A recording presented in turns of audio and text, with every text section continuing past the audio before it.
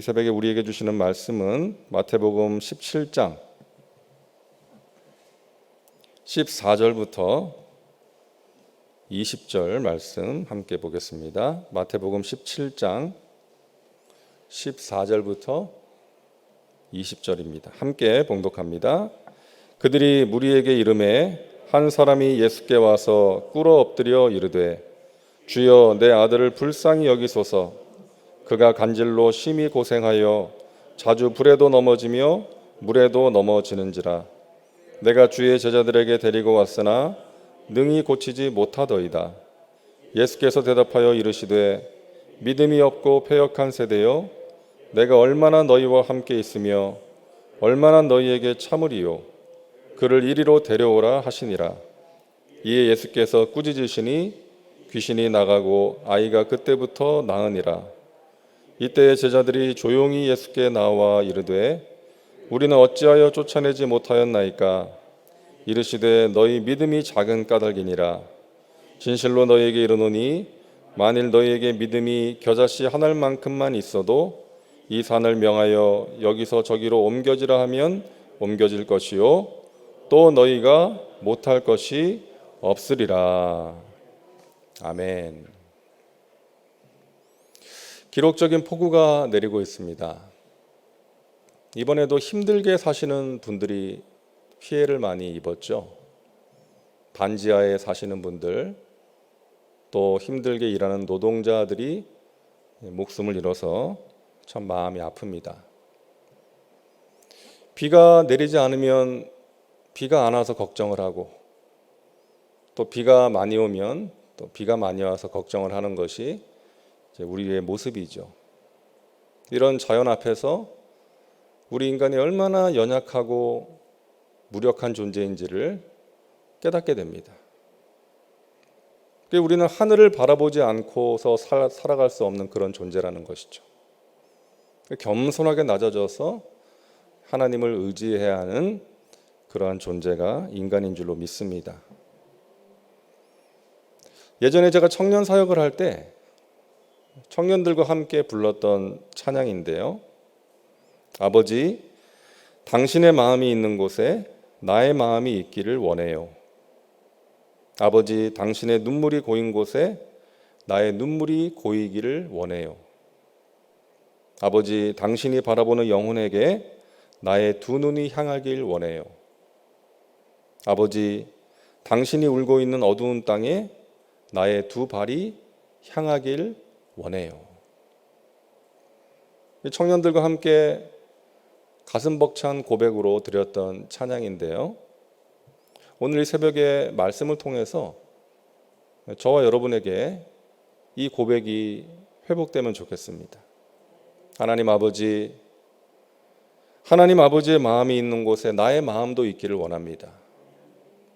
하나님께서 바라보는 영혼들에게 나의 두 눈이 그리고 두 발이 향하기를 원합니다.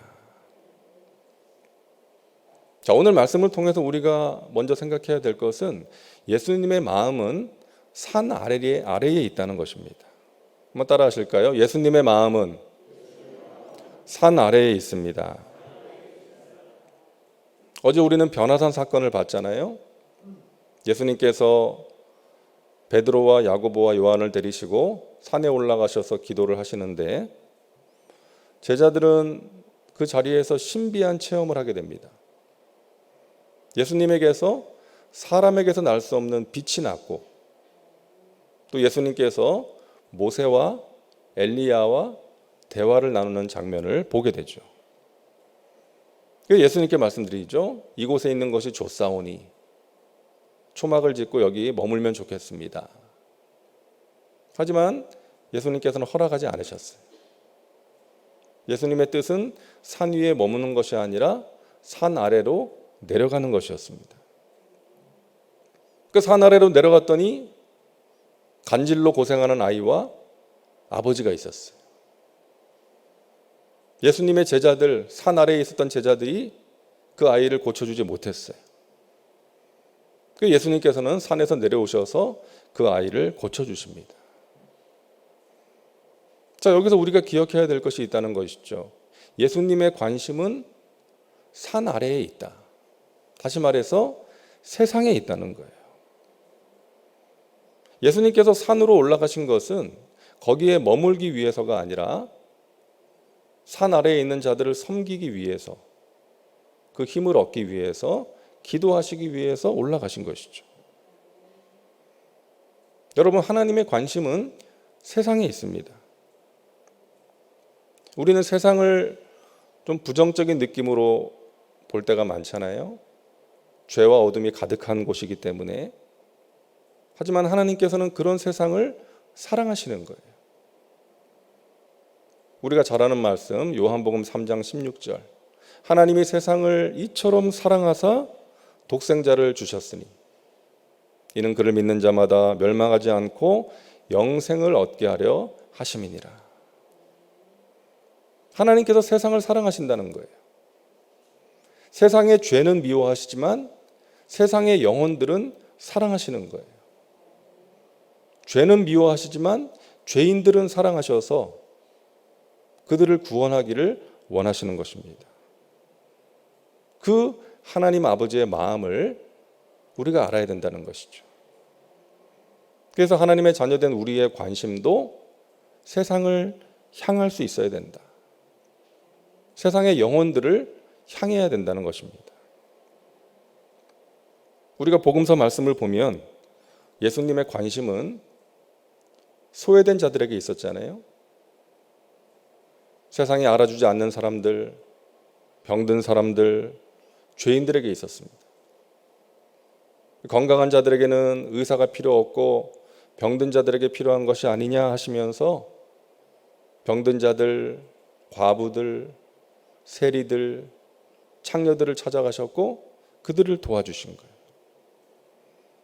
예수님은 지금도 소외된 자들, 아픈 사람들, 죄인들에게 관심이 많으신 것이죠. 예수님께서 그들에게 특별한 관심을 가지신 이유는 무엇입니까? 그들은 우리 밖에 있는 양들이기 때문이에요. 이미 믿은 저와 여러분은 우리 안에 있는 양들이죠. 근데 목자는 99마리의 양을 두고 잃어버린 한 마리의 양을 찾아 나서는 거 아닙니까?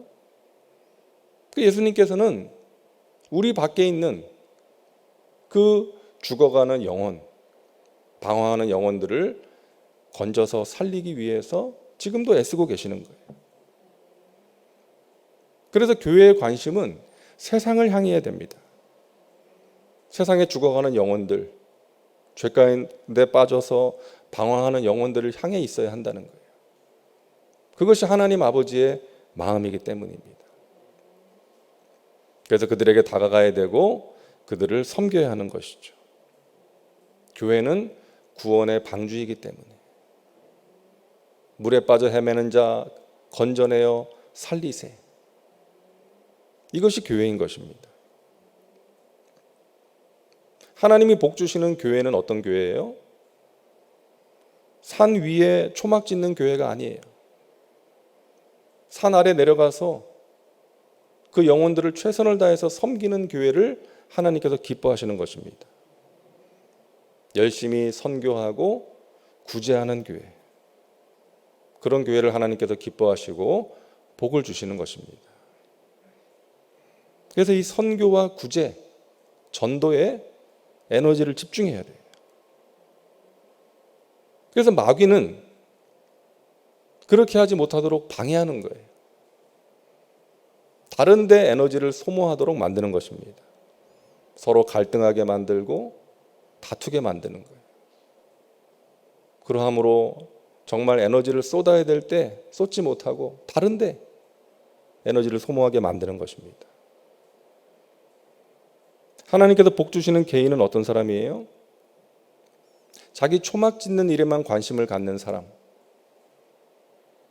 내 집 마련하고 내 회사 키우고 내 자녀들 잘 되는 것에만 관심을 갖는 사람이 아니라 하나님께서 맡기신 사명을 위해서 타인과 세상을 섬기는 일에 관심을 갖는 사람에게 하나님께서 복을 주실 줄로 믿습니다. 그것이 하나님의 마음이기 때문에. 하나님께서 천지를 창조하시고 인간에게 가장 먼저 주신 것이 복이었어요. 하나님께서 그들에게 복을 주시며 이르시되, 근데 복과 함께 주신 것이 사명이에요. 복을 주시며 이르시되 생육하고 번성하여 땅에 충만하라, 땅을 정복하라, 다스리라. 그러니까 하나님께서 복과 사명을 같이 주셨어요. 그러니까 하나님이 주시는 복을 가지고 사명 감당하라는 것이죠. 그래서 이 사명에 관심을 갖는 사람, 어떻게 하면 내가 타인을 섬기고 죽어가는 세상의 영혼들을 주님 앞으로 인도할 것인가, 여기에 관심을 가지고 기도하는 사람에게 하나님께서 복을 주시는 것입니다. 그래서 우리는 물론 우리 자신을 위해서도 기도하고 우리의 가족들과 우리의 사업을 위해서도 기도해야 되지만, 그와 함께 하나님 아버지의 마음을 가지고 내 주위에 우리 밖에 있는 양들을 위해서, 죄 가운데 빠져서 방황하는 그 양들을 위해서 우리가 기도하고 그 사명을 최선을 다해서 감당할 때에 하나님께서 우리의 삶 가운데 귀한 은혜와 신령한 복을 허락해 주실 줄로 믿습니다. 여러분, 고여있는 물은 썩어요. 흘려보내야 됩니다. 우리가 하나님께 받은 은혜와 복을 가지고만 있으면 안 돼요. 담아두기만 하면 안 됩니다. 흘려보내야 돼요. 물질도 마찬가지입니다. 쌓아놓은 재물이 복이 아니라 하나님의 뜻에 따라 잘 사용하는 재물이 복인 거예요. 흘려보내야 됩니다. 나눠줘야 돼요. 그래서 저와 여러분이 누군가에게 그 하나님의 사랑과 은혜를 흘려보내는 그런 축복의 통로, 은혜의 통로로 살아갈 수 있기를 간절히 바랍니다. 그것이 하나님 아버지의 마음이라는 거예요. 자, 그리고 우리가 산 아래에 있는 사람들을 섬기기 위해서 믿음이 필요하다는 것입니다. 믿음. 예수님께서 내려오셨는데, 산 아래로 내려오셨는데 간질로 고생하는 아들을 둔 아버지가 있었죠. 예수님의 제자들에게 고쳐달라고 했는데 고쳐주지 못했습니다 라고 말을 합니다. 그래서 예수님께서 데려오라, 그래서 고쳐주셨어요. 그러자 제자들이 좀 부끄럽기도 하고 한편으로는 다행이다 하는 마음으로 예수님께 와서 조용히 질문을 하죠. 예수님, 왜 우리는 고쳐주지 못한 것입니까? 그때 예수님께서 이런 말씀하시죠. 20절, 이르시되 너희 믿음이 작은 까닭이니라. 여러분, 우리가 이 세상을 섬기고 우리 주위의 사람들을 구원의 길로 인도하기 위해서 필요한 것은 믿음이에요. 믿음. 하나님께서 행하실 일에 대한 믿음이 필요한 것입니다. 여러분, 이 땅을 바라보실 때, 이 나라를 바라보실 때 어떤 마음이 드세요? 좋은 마음이 생깁니까? 별로 그렇지 못할 거예요. 여러분, 이 땅에 있는 교회들을 보면 어떠세요? 막 희망이 생기고 기대가 생기세요? 막 솔직히 그렇지 못할 때가 많지 않습니까? 우리 주위에 하나님을 믿지 않고 영적인 무지 가운데 빠져서 살아가는 사람들, 세상의 쾌락을 추구하면서 살아가는 사람들을 보면 소망이 없어 보여요. 근데 그런 마음은 우리에게 믿음이 부족하기 때문에 생기는 마음이에요. 우리가 이 땅을 바라보고 우리 주위의 사람들을 바라보면 희망이 없어 보이지만 하나님 살아계셔서 이 땅을 사랑하시고 이 땅의 영혼들을 사랑하심으로 지금도 성실하게 일하고 계시다는 것을 믿어야 되는 것입니다. 그 믿음이 우리에게 필요한 거예요. 그 믿음으로 기도해야 되고, 그 믿음으로 전도해야 되고, 그 믿음으로 사랑을 실천해야 하는 것입니다. 남편의 구원을 위해서, 남편의 영적인 성숙을 위해서 기도하시는 분들 계실 거예요. 내 남편이 좀 신앙생활을 잘하고 성실하게 해서 좀 믿음이 잘하고 그래가지고 교회에서 직분도 받아서 좀 열심히 봉사하면 좋겠는데 남편이 하는 행동이나 말을 보면 막 속이 뒤집어지는 거죠. 마음이 무너져 내리는 거죠. 내가 사랑하는 자녀를 위해서 간절히 기도하는데 자녀가 하는 짓 보면 막 속이 뒤집어지는 거예요. 내가 누군가의 구원을 위해서 기도하면서 노력하고 있는데 그 사람의 반응을 보면 낙심이 되는 것이죠. 희망이 없어 보여요. 하지만 그럴 때 우리 가운데 믿음이 필요하다는 거예요. 하나님께서 정하신 때가 되면 하나님의 방법으로 저 사람을 구원해 주실 것이다. 저 사람을 향하신 하나님의 선하신 뜻을 반드시 이루어 주실 것이다. 나의 작은 섬김을 통해서 나의 기도를 통해서 하나님께서 역사하실 것이다. 이러한 믿음이 우리에게 필요한 것입니다. 그 믿음으로 기도하고 그 믿음으로 사랑을 실천하는 거예요. 우리는 씨를 뿌리는 거예요. 그 결과는 하나님께 맡기고 자라게 하시고 열매 맺게 하시는 하나님을 향한 믿음으로 우리는 열심히 기도하고 복음을 전하는 거예요. 여러분, 어떻게 믿음을 가질 수 있습니까? 제자들은 믿음이 작았어요. 그래서 병든 아이를 고치지 못했어요. 그런데 그런 제자들이 나중에 예수 그리스도 이름으로 병든 자를 고치고 귀신을 내어 쫓고 담대하게 복음을 전하지 않습니까? 성령 받고 나서 달라진 것이죠. 성령의 능력으로 행한 것입니다. 나중에 예수님께서 부활하시고 승천하시기 전에 제자들에게 말씀하십니다. 너희는 가서 모든 민족을 제자로 삼아라. 아버지와 아들과 성령의 이름으로 세례를 주고 내가 너희에게 분부한 모든 것을 가르쳐 지키게 하라. 땅끝까지 복음을 전하라. 근데 이 말씀을 하시면서 그와 함께 하신 말씀이 그런데 얘들아, 그거 너희 힘으로 못하는 거 알지? 너희가 경험해봤지? 너희 힘과 의지로 할 수 있는 거 아니다. 그러니까 예루살렘을 떠나지 말고 아버지께서 약속하신 성령을 기다려라. 그럴 때 성령의 능력으로 너희들이 그와 같은 일을 할 수 있을 것이다.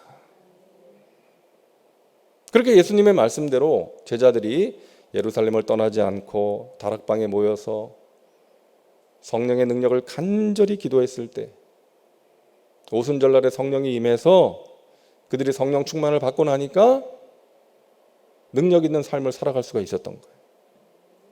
두려움에 빠져서 예수님을 부인하고 도망갔던 그 제자들이 그 당시에 세계를 호령하던 로마의 위협에도 불구하고 담대하게 복음을 전합니다. 믿음으로 병든 자를 고칩니다. 수많은 사람들을 구원의 길로 인도합니다. 예수님이 하셨던 그 일을 그들도 하게 되었던 거예요. 사랑하는 여러분, 우리 눈에 보이는 현실, 상황, 사람들의 모습을 보면 믿음이 안 생깁니다. 하지만 우리가 믿음의 눈을 들어서 하나님 바라보고 기도하면 하나님께서 우리에게 믿음을 주시는 거예요. 우리가 기도할 때 성령으로 충만함을 받을 때에 우리에게 믿음이 생기는 것입니다. 주어지는 거예요. 그 믿음으로 우리가 바라봐야 될 영혼들을 바라보고 우리가 가서 사랑을 전해야 될 영혼들에게 가서 사랑을 실천하고 복음을 전하는 것입니다. 그래서 우리는 그 믿음을 얻기 위해서 하나님 말씀을 들어야 되고 그 말씀을 붙들고 기도해야 되는 것입니다. 이 새벽에 기도하는 저와 여러분에게 믿음이 회복되는 은혜가 있기를 바랍니다. 여러분이 간절히 기도하시는 제목들이 있을 거예요. 그러나 지금 우리의 현실을 바라보고 어떤 상황을 바라보면 낙심이 될 수 있습니다. 마음이 불안하고 우울해질 수 있습니다. 그러나 여러분, 그런 마음 그대로 방치하지 마시고 주님, 저에게 믿음을 주시옵소서. 그래서 주님께서 맡기신 그 사명을 감당할 수 있게 하시고 끝까지 포기하지 않고 기도하게 하셔서 하나님이 행하시는 은혜의 역사를 보게 하여 주시옵소서. 여러분, 믿음으로 기도하시고 믿음으로 승리하시기를 주님의 이름으로 축원합니다. 하나님 아버지의 마음으로 여러분 자신을 바라보시고 여러분의 가족들을 바라보시고 우리 교회를 바라보고 이 땅을 바라볼 수 있기를 바랍니다. 그 하나님 아버지의 마음으로 하나님께서 여러분에게 맡기신 그 일을 최선을 다해서 감당하는 훌륭한 자녀들 되시기를 주님의 이름으로 축원합니다. 기도합니다. 하나님 아버지의 마음을 우리 가운데 허락하여 주옵소서. 하나님의 마음으로 이 땅을 바라보며 기도하게 하시고 하나님의 마음으로 우리 교회를 위해서 기도하게 하여 주옵소서. 하나님의 마음으로 고통 중에 있는 사람들을 위하여 기도하게 하시고 하나님의 마음으로 우리 밖에서 방황하는 영혼들에게 하나님의 사랑과 은혜를 전할 수 있도록 주님 우리를 사용하여 주옵소서. 사랑하신 하나님의 백성들 마음의 소원이 있습니다. 하나님 아시오니 하나님의 때에 하나님의 방법으로 응답하여 주시옵소서. 우리 눈에 보이는 현실, 상황, 누군가의 모습을 볼 때 낙심이 되고 힘이 빠질 때가 있습니다. 하지만 우리가 눈을 감고 하나님 바라보고 기도할 때 하나님께서 우리에게 믿음을 주실 줄로 믿습니다. 주님의 말씀을 듣게 하시고 그 말씀을 붙들고 기도하게 하셔서 하나님께서 내 마음을 새롭게 하시고 믿음을 더해 주시는 것을 체험하게 하시고 그 믿음으로 기도하고 믿음으로 승리하게 하여 주시옵소서. 이 새벽에 간절히 기도하는 하나님의 백성들 그 기도 가운데 역사하셔서 우리의 기도가 하나님 마음에 맞는 기도요 하늘 문을 여는 기도 되게 하여 주옵소서. 믿음으로 예물 드립니다. 하나님 기쁘게 받아주시고 그 드리는 손길 위에 하늘의 신령한 복으로 이 땅의 기름진 것들로 넘치도록 채워 주옵소서. 하나님 폭우로 피해를 입고 고통받는 사람들 주님 위로하여 주시고 어려움을 이겨낼 수 있도록 주님께서 힘과 지혜를 더하여 주시옵소서. 이 땅을 고쳐주시고 정치, 경제, 사회, 문화, 군사, 교육 모든 분야 가운데 하나님의 선하신 뜻을 이루어 주시고 하나님의 나라가 든든하게 세워지게 하여 주시옵소서. 오늘 하루도 주님 안에서 승리하는 복된 하루가 될 줄로 믿습니다. 예수님의 이름으로 기도하옵나이다. 아멘.